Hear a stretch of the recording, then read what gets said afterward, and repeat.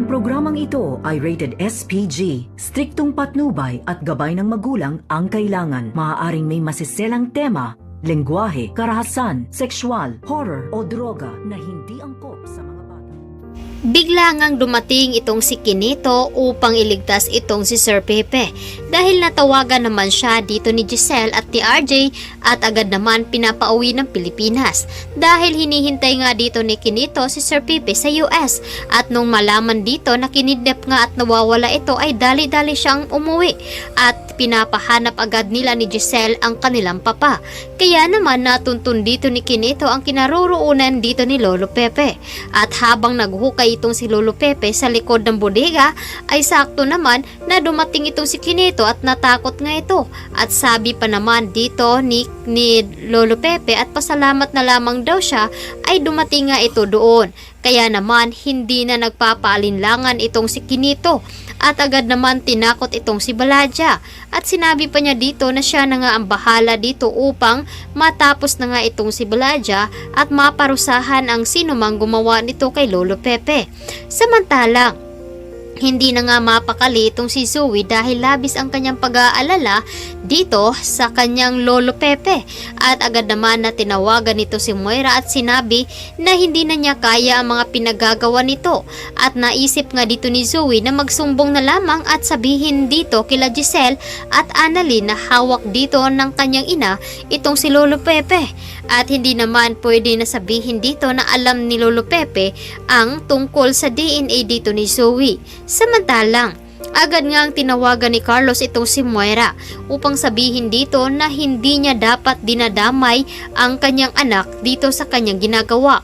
Kaya ganun na lamang ang galit ni Moira nang malaman dito na sinabi pala dito ni Zoe kay Carlos ang tungkol sa pagkakadukot dito ni Lolo Pepe. Kaya naman sinabihan ni Moira ang kanyang anak na isang traidor.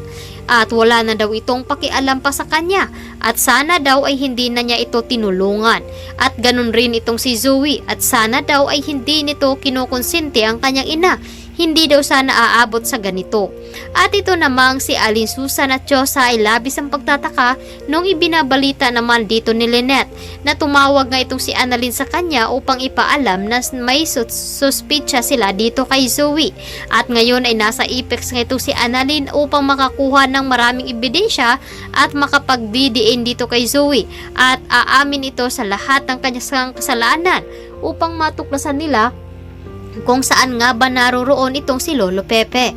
Kaya naman itong si Moira nagtagumpay naman sa kanyang plano na ilihis naman niya itong si Giselle at RJ at hindi nila inaasahan na doon sa warehouse na paggawaan ng damit ito dumiretso.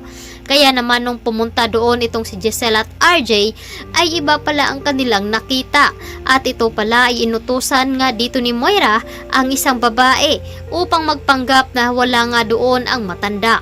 Dahil nga natimbrihan itong si Moira ni Nerissa, napansin kasi dito na nasundan nila ni Giselle at ni RJ. Kaya mabilis na nakaisip na paraan itong si Moira at agad na sinabi dito na mas nauutakan niya itong si Giselle at hindi daw siya magpapahuli. Kaya naman dito na ang kaligtasan ni Lolo Pepe kung mailigtas nga ba ito. At labis ang pag-aalala dito ni Annalyn dahil nawawala nga daw ang kanyang Lolo Pepe. Kaya ito ang dapat nating aabangan ngayong hapon dito lamang sa Abot Kamay na Pangarap. Maraming salamat sa inyong pagtutok at pakikinig dito sa aking channel.